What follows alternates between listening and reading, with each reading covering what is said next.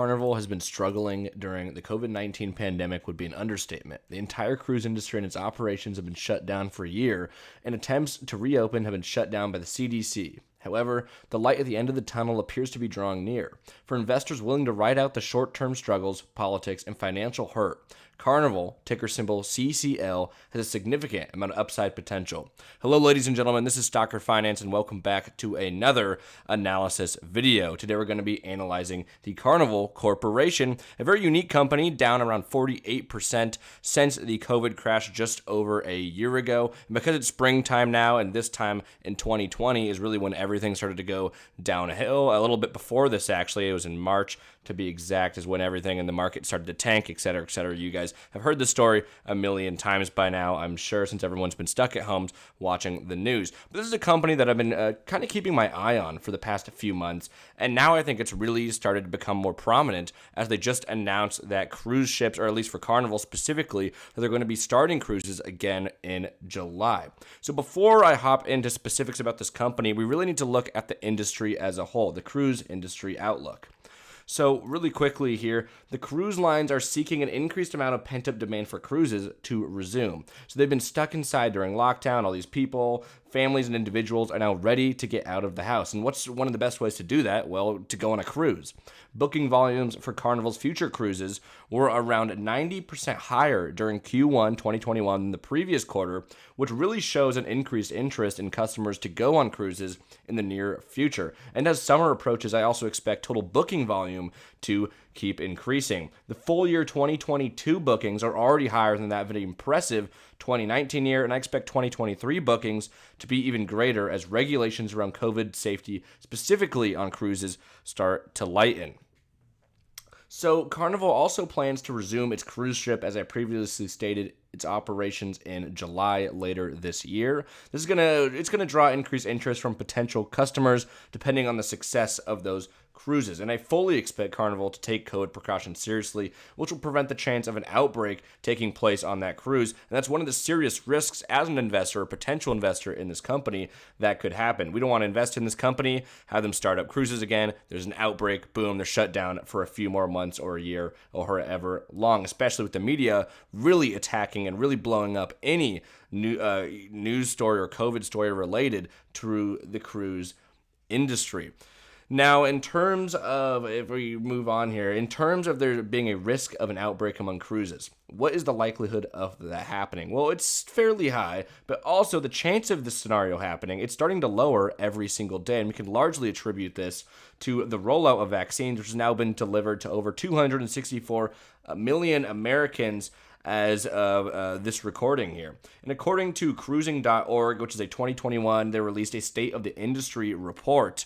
They're already set to reopen in the United States, Canada, Caribbean, and elsewhere later this year, and they're currently in the middle of undergoing a phased reopening. So they actually had 200 successful sailings throughout 2020, and there's already been more during 2021 so far this year. The State of the Industry report also states that 2 out of 3 cruisers are willing to cruise within a year, and 50% of international vacationers who have never cruised are likely to over the next few years. These statistics are extremely bullish for the future of the cruise industry. If the cruise industry outlook is bullish, which it appears to be, that'll directly impact Carnival and its stock price.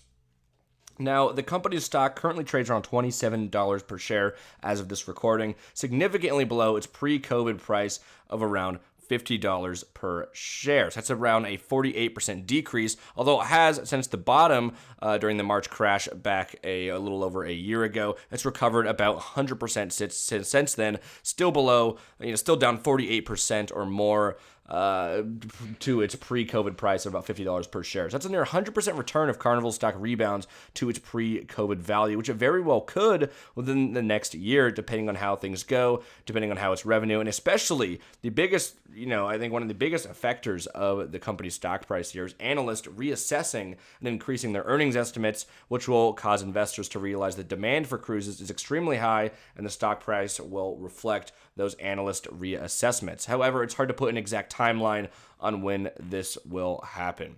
One other point that I want to point out for Carnival here is its impressive cash on hand.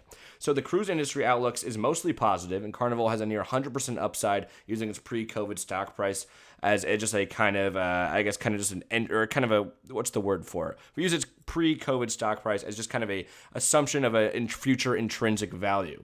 So if we look at the company's fundamentals, they're still very grim, and that's to put it kindly, to say the least. But Carnival did experience a 99.46 decline in revenue year over year as of Q1 2021, which, and even worse than that, 116.92% decline in gross profit. However, these numbers are the numbers I'd expect when a company's business is completely shut down. And the important part of Carnival's fundamentals isn't the current revenue, but whether the company can actually continue to survive until cruises begin in July, and the revenue will then start pouring in. We know that cruises have very high margins, and there's a very profitable business, but if they're not in operation, well, that's not the case. So we really just need them to survive until they can start up operations and get that revenue and profit start pouring in again. But luckily for Carnival, survival is actually going to be easier than I think a lot of analysts think. And that's because according to the last quarterly report, the company has $11.514 billion in cash on hand, which is around a 750% increase year over year. Although the company will have to burn cash significantly for the maintenance of ships, as they've been doing for the past year, they have to also spend on employee salaries and other operational expenses. The company has more than enough available cash to withstand a few more months of shutdown. So in conclusion, and thanks for watching, everybody, please subscribe, but in conclusion to this brief analysis here, Carnival's impressive cash on hand and a positive outlook for the overall cruise industry makes me actually bullish on the stock's current price. However, investing in Carnival is definitely not for the get-rich-quick style investor. An investment in this company is going to be a long-term hold until Carnival sees positive net income and cash flow. Also, we need to wait for analysts to revise their ratings and increase bookings into 2023, or more confirmed increased bookings into 2023, that will give investors the confidence they need to feel confident about the future of the company and the cruise industry as a whole. Anyways, guys, this is StockerFinance. This video and the script for this video is in reference to an article I posted on Seeking Alpha. I've been posting, just kind of using it as a blog over there. Really cool website. Definitely check it out, and other people's content over there as well. Make sure to follow me on Twitter at StockerFinance and subscribe to the newsletter link below. It's a once per month newsletter where I post investing tips as well as a written analysis of a stock every single month. And that's just a once a month newsletter. It's not going to flood your inbox. Anyways, guys, thanks for watching. I hope you enjoyed this video, and I'll be back with another one tomorrow.